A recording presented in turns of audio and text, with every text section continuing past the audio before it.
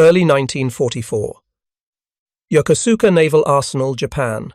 Commander Takeshi Nakajima stood before a wooden crate that had travelled 4,000 miles across the Pacific. Inside lay something the Imperial Japanese Navy had sought for months, an intact American M1 Garand rifle, one of several captured during the fall of Manila 2 years earlier. Around him, a team of engineers waited in silence, their notebooks ready. What they were about to discover would shake the foundations of their understanding, not just of American manufacturing, but of the vast industrial chasm that separated their nation from the enemy they faced.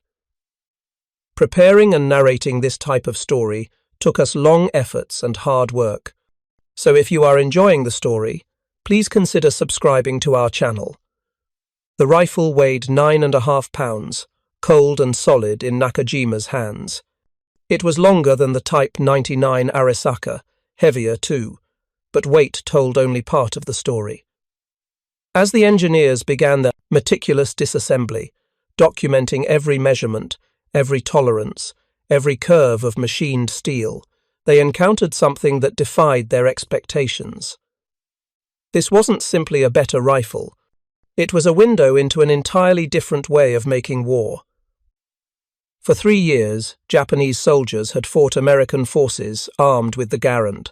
They'd heard its distinctive bark in the jungles of Guadalcanal, felt its sustained fire pin them down on Tarawa, watched their comrades fall to its accuracy at Saipan. Captured Japanese soldiers, interrogated after battle, had reported facing what they thought were American machine gun teams. They were wrong. Those weren't machine guns. They were riflemen, ordinary infantrymen, each armed with John Garand's masterpiece. If you're enjoying this deep dive into the story, hit the subscribe button and let us know in the comments from where in the world you are watching from today. The mathematics of firepower were brutally simple. A trained American soldier with an M1 Garand could deliver 40 to 50 aimed shots per minute at 300 yards. By contrast, a Japanese soldier with a Type 99 Arisaka, working the bolt as fast as training and muscle memory allowed, might achieve 15 to 20 aimed shots in the same span. The disparity wasn't marginal, it was overwhelming. In any engagement, 3 American riflemen could match the sustained fire of an entire Japanese squad. And unlike their Japanese counterparts, the Americans never had to break their sight picture, never had to lift their hands from the weapon to cycle another round.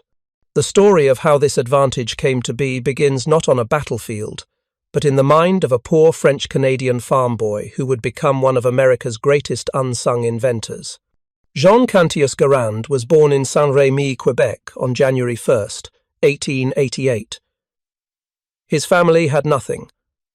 When he was 11, they moved to Connecticut, where his father found work in textile mills. The boy, now called John, spent his teenage years surrounded by the rhythmic precision of industrial machinery. He was fascinated by the way metal, motion, and timing could produce flawless results. By 18, he was a skilled machinist, teaching himself advanced engineering through correspondence courses at night, studying by candlelight after 12-hour shifts. In 1916, his curiosity turned toward firearms. 2 years later, he submitted a design for a semi-automatic rifle to the United States Navy. His work impressed enough people that he was hired by the Bureau of Standards, and soon after, by the legendary Springfield Armory in Massachusetts. There, Garand found an institution locked in the traditions of another era. Springfield had built fine rifles for decades, but its methods were slow, almost artisanal. The world, however, had changed. Mass production and mechanized war were the future. Garand understood that victory in the next great conflict would belong to the nation that could equip its soldiers fastest and best. He envisioned a rifle that fired every time the trigger was pulled, cycling automatically without manual operation. No bolt to lift. No aim disrupted. Just continuous, deadly precision. His early attempts failed. He persisted, refining his designs from primer-actuated systems to gas operation, testing prototypes that other engineers dismissed as impossible. Finally, in 1929, His design won army trials. Then politics intervened. General Douglas MacArthur, the Army Chief of Staff, rejected the new .276 caliber round Garand had designed for. MacArthur insisted the rifle use the standard .30-06 ammunition already stockpiled in massive quantities from World War I. Garand went back to the drawing board, redesigning the weapon entirely around the heavier cartridge. It took 4 more years of relentless work. On August 3, 1933, the T1E2 became the United States rifle caliber .30 M1. On January 9, 1936, it was standardized for production. By the time America entered World War II, production of the Garand had reached levels that would have seemed impossible just years earlier. Springfield Armory and Winchester turned out hundreds of thousands of rifles every month. By war's end, over 5.4 million M1 Garands had been manufactured, enough to arm an entire generation of soldiers. No other nation had anything remotely comparable. Britain, Germany, Japan, the Soviet Union, all still relied primarily on bolt-action rifles that demanded manual cycling after each shot. The Germans had their Karabiner 98K, arguably the finest bolt-action rifle ever made.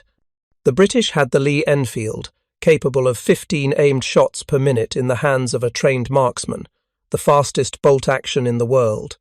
The Japanese had the Type 99 Arisaka, rugged and reliable, with one of the strongest actions ever, designed.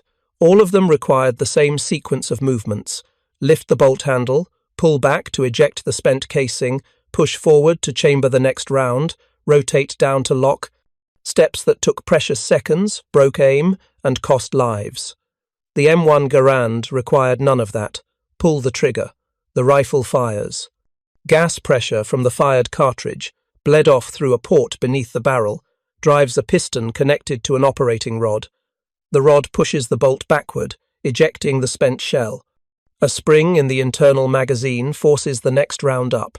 Another spring drives the operating rod forward, chambering the fresh cartridge. The bolt locks. In less than 1/5 of a second, the rifle is ready to fire again. The shooter's hands never move, his sight picture never wavers. 8 aimed shots in 20 seconds. Continuous, relentless, devastating. For American troops, the Garand wasn't just a weapon, it was survival. They discovered that its combination of range, power, and rapid fire could suppress and destroy enemy positions that bolt-action rifles simply couldn't handle.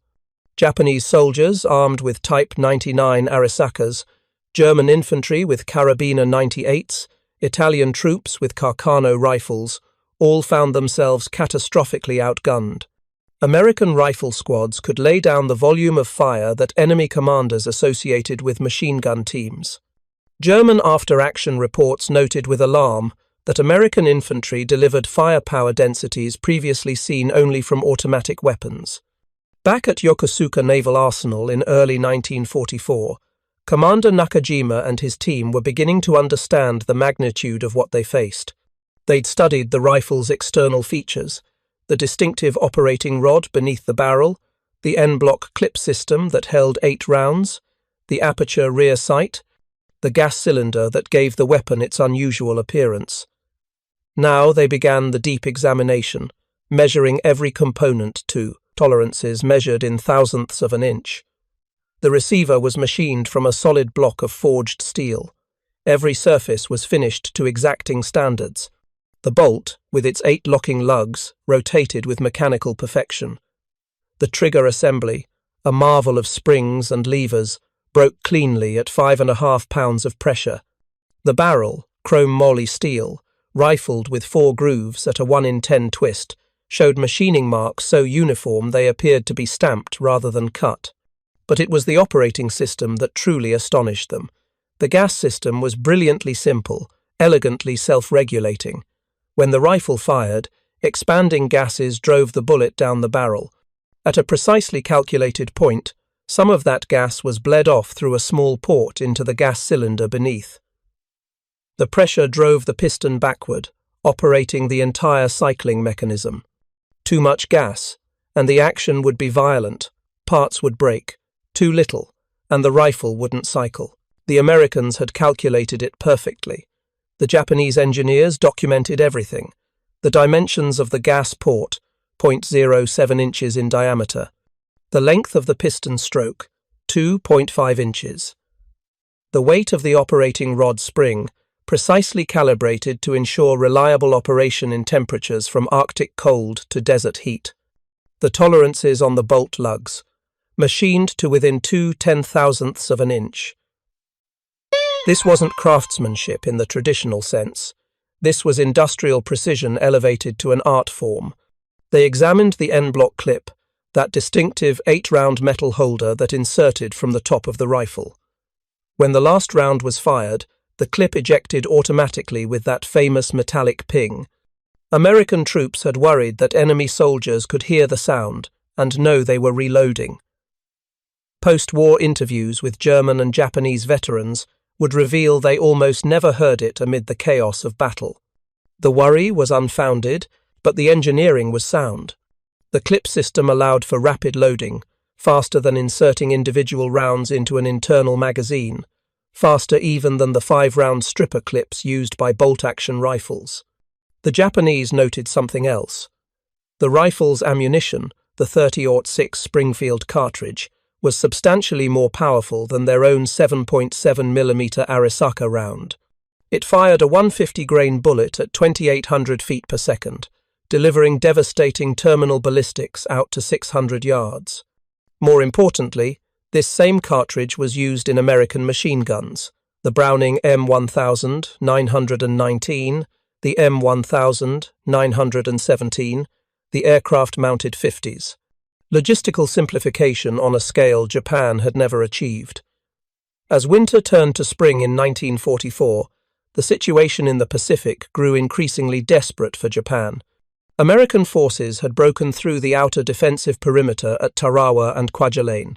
The Imperial Navy had suffered catastrophic losses at Midway and the Philippine Sea. The Mariana Islands were under assault, and in every engagement, American infantry demonstrated a firepower advantage that Japanese commanders could not counter with tactics alone. The Imperial Japanese Navy, unlike the Army, recognized the problem. Naval infantry, the Riku Sentai, had faced Marine Corps units equipped with Garands in battle after battle. They'd watched their own men, armed with excellent Arisaka rifles, get systematically overwhelmed by the sheer volume of American fire. The Navy brass made a decision. They would create their own semi-automatic rifle, and they would base it on the captured American Garands they'd been studying at Yokosuka. The project began in earnest in March of 1944. The Navy couldn't simply copy the Garand directly. They didn't have access to the specialized steels used in American manufacturing. They didn't have the precision machinery capable of holding the tolerances required. They didn't have the unblock clip production facilities. Most critically, they were fighting a losing war with resources growing scarcer by the month. The engineers made a practical decision. They would reverse engineer the gas system and the rotating bolt, the heart of the Garands operation. But they would adapt it to Japanese manufacturing capabilities and ammunition. The on-block clip was abandoned in favor of a fixed internal 10-round magazine, charged by 2 5-round stripper clips, the same ones used for the Type 99 Arisaka.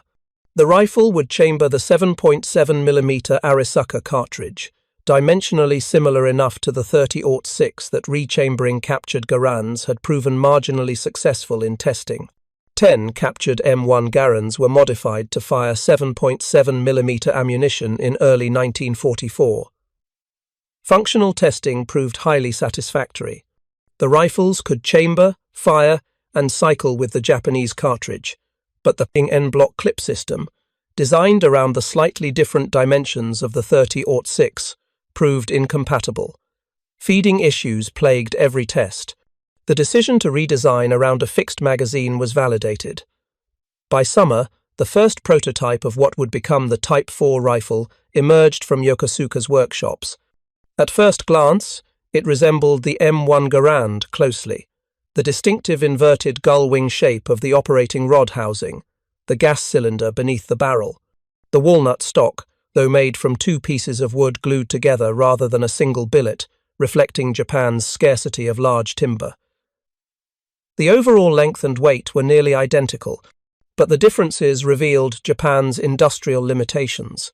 The rear sight was a folding tangent leaf, graduated from 100 to 1200 meters, borrowed from the Arisaka design, rather than the Garands' sophisticated aperture system. The Americans had the optical instruments and precision manufacturing to mass-produce aperture sights. The Japanese did not. The front sight was an inverted V with protective wings, again taken from the Arisaka. The barrel was 1 inch shorter, reducing material costs marginally. The magazine protruded slightly from the bottom of the receiver, the only way to accommodate 10 rounds with the fixed magazine design. Testing continued through late 1944. The Type 4 performed well in controlled conditions. Its rate of fire, 30 to 40 aimed shots per minute, approached that of the Garand. Its gas system, copied faithfully from the American design, proved reliable. The rotating bolt locked solidly. In the hands of a trained rifleman, it was everything the Japanese Navy had hoped for. A rifle that could finally match American firepower. But reality intervened with brutal finality. By November of 1944, American B-29 superfortresses had begun their strategic bombing campaign against Japanese industry. Factories that might have tooled up for mass production of the Type 4 were being systematically destroyed. Raw materials, already critically scarce, became nearly impossible to obtain. The aluminum alloys needed for certain components simply weren't available. High-grade steel was being diverted to naval construction, aircraft, and ammunition. The skilled machinists who might have built the rifles were long since conscripted or killed. If you find this story engaging, please take a moment to subscribe and enable notifications. It helps us continue producing in-depth content like this. Production targets that had seemed ambitious but achievable in early 1944 became impossible by year's end. The plan had been to produce the Type 4 in quantity by 1945, equipping elite naval infantry units first, then expanding to regular forces. Reality delivered something far more modest. Approximately 250 part sets were manufactured at Yokosuka. Only about 100 to 125 rifles were actually completed before Japan's surrender in August of 1945. For the Japanese engineers who'd spent months studying the captured Garands, the Type 4 represented both triumph and tragedy. They'd succeeded in reverse engineering one of the war's most sophisticated weapons. They'd adapted it to Japanese manufacturing methods and ammunition. They'd proven that Japan could build a semi-automatic rifle that approached American standards. But they'd also discovered something more troubling, something that went beyond the specifications of a single rifle. The true revelation came not from what the Type 4 could do, but from understanding what the M1 Garand represented. Every component they'd measured, every tolerance they'd documented, every surface finish they'd examined told the same story. The Garand wasn't the product of a few brilliant engineers working in isolation. It was the output of an entire industrial system, operating at a level Japan simply could not match. Preparing and narrating this type of story took us long efforts and hard work. So if you are enjoying the story, please consider subscribing to our channel. Consider the receiver, that central housing that contained the bolt, the trigger mechanism, the magazine. American factories forged these from solid steel billets in massive hydraulic presses, then machined them on automated equipment that could hold tolerances to 2/10,000ths of an inch across multiple operations. The machinery required to do this work cost hundreds of thousands of dollars per unit. The electrical power to run such equipment demanded infrastructure Japan's bombed-out cities could no longer provide. The quality control systems to ensure every receiver met specifications required trained inspectors using precision measuring instruments that were themselves marvels of manufacturing. Japan's arsenals, by 1944, were operating under blackout conditions, subject to constant air raids, staffed by inexperienced workers, many of them women and elderly men replacing conscripted soldiers. The precision machinery that remained operational was wearing out, with no replacement parts available. The measuring instruments needed to verify tolerances were in short supply. Even basic materials like cutting oil and grinding wheels were rationed. The Garands barrel told an even more revealing story. American barrels were made from chrome molybdenum steel, an alloy that combined strength, heat resistance, and machinability. The chrome provided corrosion resistance. The molybdenum allowed the steel to withstand the intense heat of sustained rapid fire without warping or losing temper. Japanese metallurgists understood the theory perfectly. But chrome and molybdenum were strategic materials, imported primarily from territories Japan no longer controlled. Manchurian steel, what little could still be shipped past American submarines, lacked the alloying elements needed for optimal performance. Rifling the barrel, cutting those 4 helical grooves that imparted spin to the bullet, required specialized equipment and expertise. American manufacturers used button rifling or cut rifling processes that produced barrels of absolute uniformity. Every barrel that came off the line was functionally identical to every other. Japanese production, even at its 1941 peak, involved more hand fitting, more individual adjustment, more variance from one rifle to the next. It was the difference between craft and industry, between skilled labor and mechanized precision. The operating rod spring, a seemingly simple component, revealed complexity upon examination. This wasn't just a coiled piece of steel wire. It was a precision-engineered spring made from high-carbon steel, heat-treated to exact specifications, designed to provide consistent force through hundreds of thousands of compression cycles in temperatures ranging from -40 to +120 degrees Fahrenheit. American spring manufacturers produced these by the millions, each one identical, each one guaranteed to perform. Japanese spring production involved smaller batches, more variation, shorter service life. Even the wood stock demonstrated American industrial sophistication. Garand stocks were made from American black walnut, a dense hardwood that combined strength with stability. They were shaped on automated equipment, then hand-finished to ensure proper fit. The wood was seasoned for months to specific moisture content, ensuring it wouldn't warp or crack in service. Japanese stocks, made from 2 pieces of wood glued together to compensate for smaller trees, showed careful craftsmanship but couldn't match the durability of American one-piece construction. The ammunition itself revealed the chasm in industrial capacity. Every .30-06 cartridge fired by an M1 Garand was manufactured to exacting standards. The brass casing, drawn and formed in multiple operations, was annealed to provide the right combination of strength and flexibility. The primer, a complex chemical mixture, ignited reliably in any weather condition. The propellant, a sophisticated nitrocellulose powder, burned at precisely calculated rates to develop maximum pressure at the right point in the bullet's travel down the barrel. The bullet itself, a copper-jacketed lead core, was formed to tolerances that ensured consistent ballistic performance.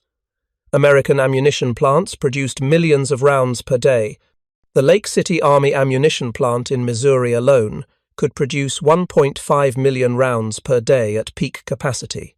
The machinery was automated, quality control was rigorous, and defect rates were measured in parts per million. Japanese ammunition production, hampered by material shortages and aging equipment, struggled to maintain even basic quality standards by 1944. Primers that failed to ignite, propellant that burned inconsistently, bullets that tumbled in flight, all became increasingly common as the war ground on. Commander Nakajima's final report to the Navy Ministry, completed in July of 1944, was comprehensive and brutally honest. The Type 4 rifle was technically feasible. With sufficient resources, time, and industrial capacity, Japan could produce a semi-automatic rifle comparable to the M1 Garand. But those resources, that time, that capacity, simply didn't exist. The report estimated that even with maximum priority, Japan could produce perhaps 5,000 Type 4 rifles by the end of 1945. That assumed no further degradation of industrial infrastructure, no additional material shortages, no loss of skilled personnel. By contrast, American production of the M1 Garand had peaked at over 30,000 rifles per week in 1943 and remained above 20,000 per week through war's end. In the time it would take Japan to produce 5,000 Type 4s, America would produce another 500,000 Garands. The mathematics were inescapable. The war couldn't be won with better individual weapons. It could only be won with better industrial capacity. And that battle had been lost before the first shot was fired. The engineers at Yokosuka understood something that Japanese military leadership had been slow to acknowledge. America wasn't just richer or larger or more populous. America had fundamentally transformed the nature of industrial warfare. The assembly line techniques pioneered by Henry Ford for automobiles had been applied to weapons manufacturing on an unprecedented scale. Interchangeable parts, once a theoretical ideal, had become practical reality. Quality control, once dependent on skilled craftsmen, had been systematized and mechanized. When an American soldier's M1 Garand malfunctioned in the field, he could swap out parts from another rifle and be back in action within minutes. Every trigger group fit every receiver. Every bolt matched every barrel. Every operating rod spring was identical. This wasn't craftsmanship in the traditional sense. It was something new, industrial precision warfare. The guns weren't made by skilled gunsmiths. They were produced by factory workers, many of them women who'd never held a rifle before taking jobs at Springfield or Winchester, operating machines that did most of the skilled work automatically. Japan's manufacturing philosophy had been built on different foundations: quality through skilled labor, excellence through meticulous hand-fitting. The finest Japanese rifles, pre-war examples from Koishikawa or Kokura arsenals, were magnificent pieces of engineering, every bit the equal of European or American bolt actions.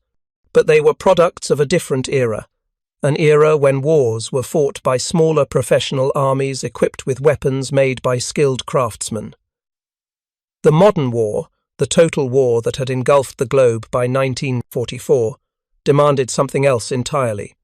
It demanded the ability to equip millions of soldiers with weapons of absolute reliability, produced so quickly and in such quantities that losses could be replaced faster than they occurred. It demanded industrial systems that could maintain quality while increasing production. It demanded supply chains that could deliver raw materials from mines in Minnesota to factories in Massachusetts to battlefields in the Philippines without interruption. The Japanese naval infantry, who might have carried Type 4 rifles into battle, never got the chance. By August of 1945, when Emperor Hirohito's voice crackled over radio speakers announcing Japan's surrender, fewer than 125 Type 4 rifles had been completed. They were stored at Yokosuka Naval Arsenal, fully functional, never issued, never fired in anger. American occupation forces found them in September, carefully catalogued and documented them, and shipped 20 examples back to the United States for technical evaluation. The remainder were likely destroyed or disappeared into the chaos of post-war Japan. American ordnance officers who examined the Type 4 rifles were impressed by the engineering. The Japanese had faithfully replicated the Garands gas system and rotating bolt action. The workmanship on the completed rifles was excellent, despite the circumstances under which they'd been manufactured. In a different world, with different resources, the Type 4 might have been a successful weapon, but that world didn't exist. The war that was actually fought demanded industrial capacity that Japan simply didn't possess.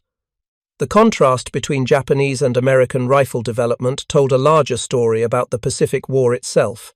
When Japan attacked Pearl Harbor in December of 1941, its military leaders understood they were engaging a nation with vastly greater industrial potential. Their strategy relied on winning, quickly, securing resource-rich territories, and forcing a negotiated peace before American industry could fully mobilize. It was a calculated gamble, and it failed comprehensively. By 1942, American factories were producing more combat aircraft than the rest of the world combined. By 1943, American shipyards were launching escort carriers and Liberty ships faster than German U-boats could sink them. By 1944, the production advantage was so overwhelming that American forces could afford to use artillery and naval gunfire with a lavishness that shocked their enemies. Japanese soldiers reported that American attacks were preceded by bombardments so intense that survival was a matter of luck rather than skill or preparation. The M1 Garand was just one weapon in this arsenal, but it was symbolic of the whole. It gave ordinary American soldiers, many of them civilians in uniform with minimal training, a firepower advantage that made them uncompetitive with veteran Japanese troops who'd been fighting since the war in China began. It allowed American infantry to suppress enemy positions, advance under fire, and maintain offensive momentum in ways that bolt-action rifles simply couldn't support. At Guadalcanal in 1942, Marine raiders armed with Garands had held Henderson Field against numerically superior Japanese forces.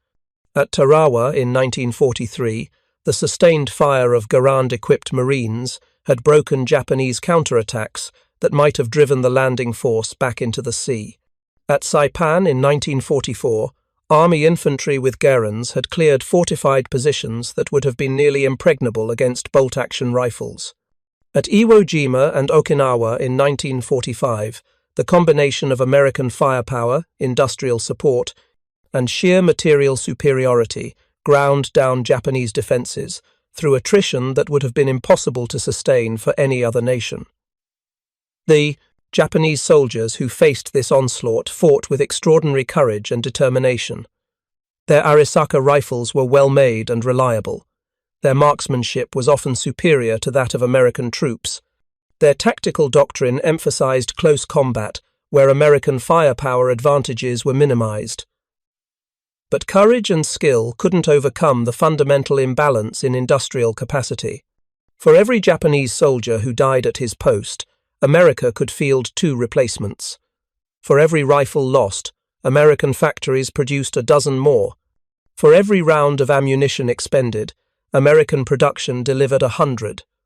After the war, the lessons of the Type 4 project weren't lost on Japanese industry. When Japan rebuilt under American occupation, those same engineers who'd studied the Garand at Yokosuka turned their attention to civilian manufacturing.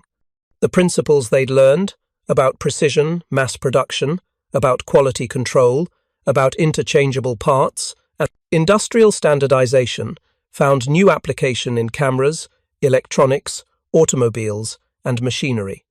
The Japanese economic miracle of the 1950s through 1980s had many sources, but one thread running through it was the understanding gained during the war of what true industrial sophistication looked like. The engineers who'd measured every tolerance on captured American weapons, who'd documented every manufacturing technique, who'd tried and failed to replicate American production capacity with inadequate resources, became the leaders of post-war Japanese industry.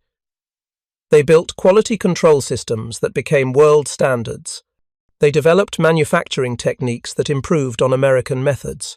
They created supply chain management systems that maximized efficiency. The M1 Garand itself lived on long after World War II ended. It served as the primary American infantry rifle through the Korean War, where it again proved decisive against Chinese and North Korean forces equipped primarily with bolt-action rifles and submachine guns. American soldiers in Korea's frozen mountains blessed John Garand's design, which continued to function reliably in temperatures that caused many other weapons to fail. The rifle's semi-automatic action, its durability, its accuracy, remained unmatched. Even when the M1 was finally replaced in 1957 by the M14, its successor was really just a modernized Garand, using the same basic gas system and rotating bolt, adapted to fire the new 7.62mm NATO cartridge from a detachable 20-round magazine. The M14's action was so similar that Garand himself assisted in its development, and when the M14 was eventually replaced by the M16 in the 1960s, the M16 still used a rotating bolt and gas operation, different in details, but following the same fundamental principles Garand had pioneered. The Kalashnikov AK-47, designed by Mikhail Kalashnikov in the Soviet Union in the late 1940s, used a rotating bolt and gas-operated action. Kalashnikov acknowledged studying captured German automatic rifles, but the basic concept of gas-operated semi-automatic and automatic rifles had been proven by weapons like the Garand. Today, virtually every modern military rifle, from the American M4 to the German G36 to the Chinese QBZ-95, uses operating principles that trace their lineage back to John Garand's work at Springfield Armory in the 1920s and 30s. As for Garand himself, he never became wealthy from his invention.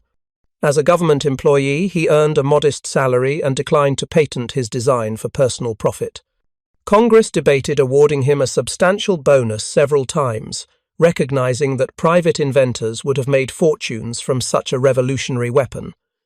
But the legislation never passed.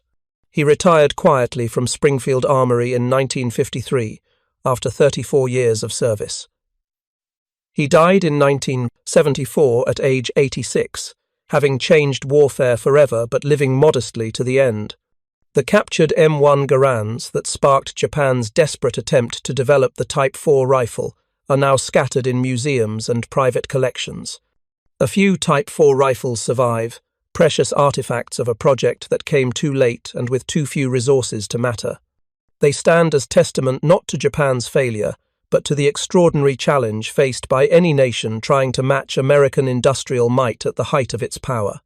The story of the Japanese encounter with the M1 Garand is ultimately a story about the nature of modern warfare. It's not enough to have brave soldiers or brilliant tactics or even superior technology in isolation. Modern war demands industrial systems, supply chains, resource networks, and manufacturing capacity operating at scales that only a handful of nations could achieve. America in World War II wasn't just richer or bigger.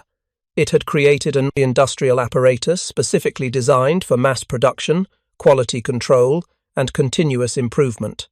That apparatus produced 5.4 million M1 Garands, along with hundreds of thousands of aircraft, tens of thousands of tanks, millions of tons of shipping, and virtually unlimited supplies of ammunition, food, fuel, and equipment. It rebuilt shattered allies and supplied resistance movements on multiple continents. It did all this while maintaining civilian production of automobiles, appliances, and consumer goods at levels that kept the home front prosperous and motivated. Japan studied one rifle and learned it couldn't match even that single weapon's production. The lesson went far beyond firearms.